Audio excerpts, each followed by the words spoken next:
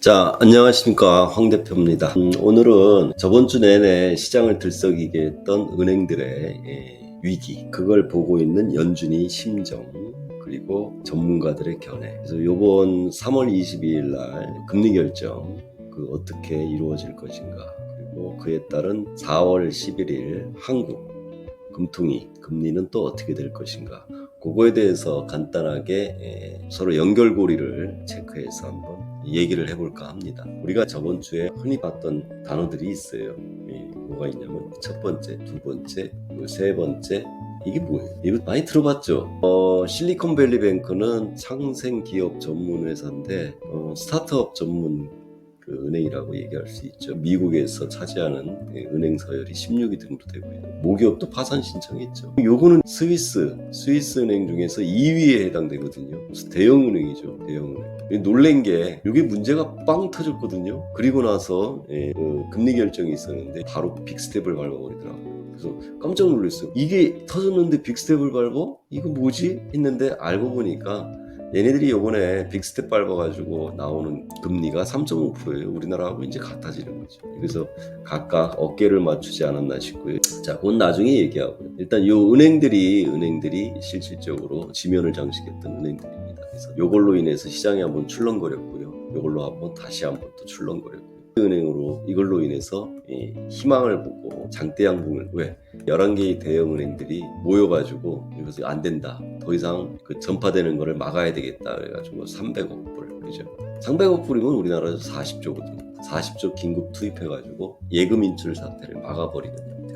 그래서 안정감을 주는 형태가 돼가지고 주식시장도 안정이 되는, 그죠? 목요일날 그 장대양봉 나온 게 이걸로 인해서 금융 시스템이 붕괴되지는 않겠다는 안도감, 그런 걸로 인해서 좀 시장이 올라갔죠. 근데 아직 이게 끝난 건 아니에요. 이게 이제 시작이다라고 얘기하는 사람들도 있고 2008년 금융위기처럼 가지는 않을 것이다라고 얘기하는 전문가들도 있는데, 일단은 이거에 대해서는 지금 이제 터지고 있는 시장이기 때문에 어디서 또 터질지 몰라요. 왜 그럼 이런 일이 일어났느냐, 그게 이제 중요한 거죠. 왜 은행들이 이렇게 지금 여기저기서 터져버리느냐. 가장 큰 원인이 뭐예요? 긴축이잖아요. 긴축, 금리 인상, 그죠? 지금은 현금 부족, 유동성 부족이 많이 어려움을 이끌고 있죠. 그래서 요번에 이거 겪으면서요, 대형 기술주 있잖아요.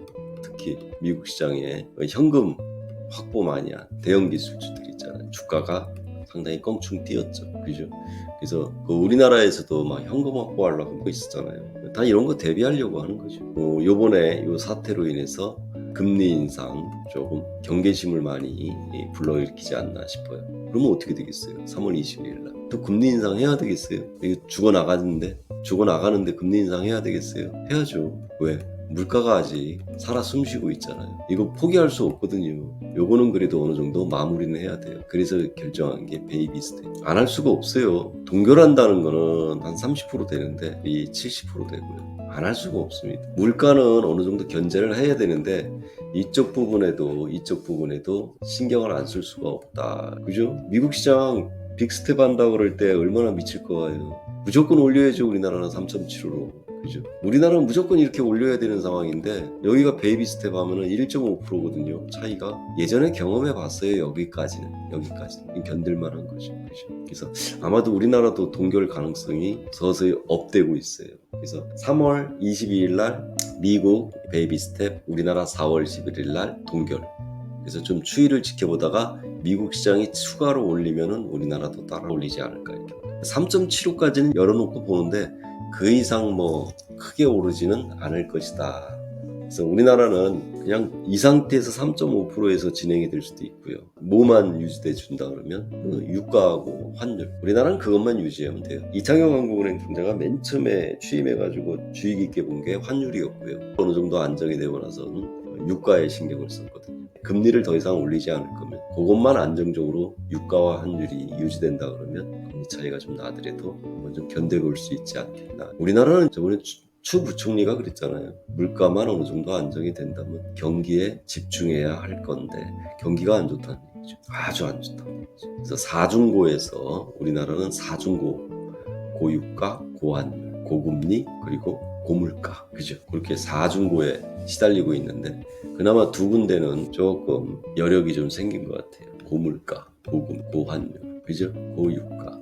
그래서 요거는 지금 떨어졌고 $70 이하로 떨어졌고요. 그리고 고환율도 실질적으로 쭉 올라가다가 이제 1,300원대로 다시 초반대로 다시 들어왔고, 그죠? 고금리, 고물가, 요거는 서서히 안정화 단계, 그죠?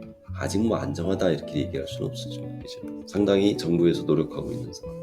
그래서 이 4중고가 실질적으로 어느 정도 정리가 되고, 요것만 좀 더 안정적으로 이루어진다면 미국과의 금리 차이를 좀 견뎌볼 수 있지 않을까 이렇게 보여집니다.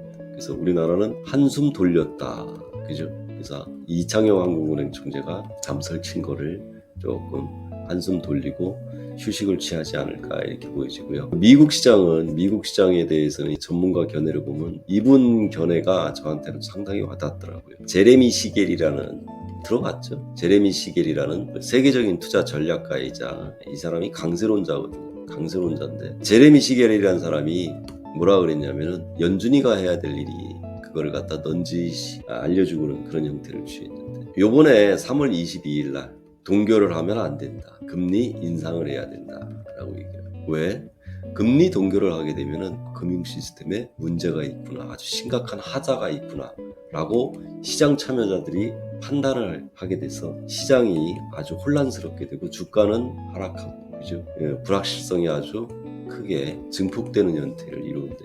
금리 동결을 하면, 그죠? 이해가 되죠? 이것도 역효과가 날 수 있기 때문에 동결을 하지 말고 금리 인상을 해라. 베이비 스텝으로 0.25 하고, 단 암시를 하라는 얘기입니다. 뭘 암시해? 중단. 금리 중단은 이젠 됐다. 아주 고약한 상황 아니면 금리 인상은 이제 됐다라는 그런, 그죠? 아주 고약한 상황이 되면 한 번 정도 더 금리 인상을 할 수는 있겠지만 이렇게 되는 거죠. 그런 암시를 하게 되면 시장이 안정을 찾는데 큰 도움이 될 것이다. 저도 상당히 공감이 되는 의견입니다. 이번 주 주간 내내 시끄럽게 했던 그 은행들의 위기, 그리고 이것이 어떻게 3월 22일 날 연준이 금리 결정하는데 영향을 미치고, 그죠? 그리고 또 요거를 어떻게 대응해야 될지, 제레미 시겔 와튼 스쿨 교수에 대한 의견까지, 그런 부분에 대해서 전체적으로 한번 말씀을 드려봤습니다. 한번 시장 이해하는데 좀 도움이 되셨으면 좋겠습니다. 예, 감사합니다.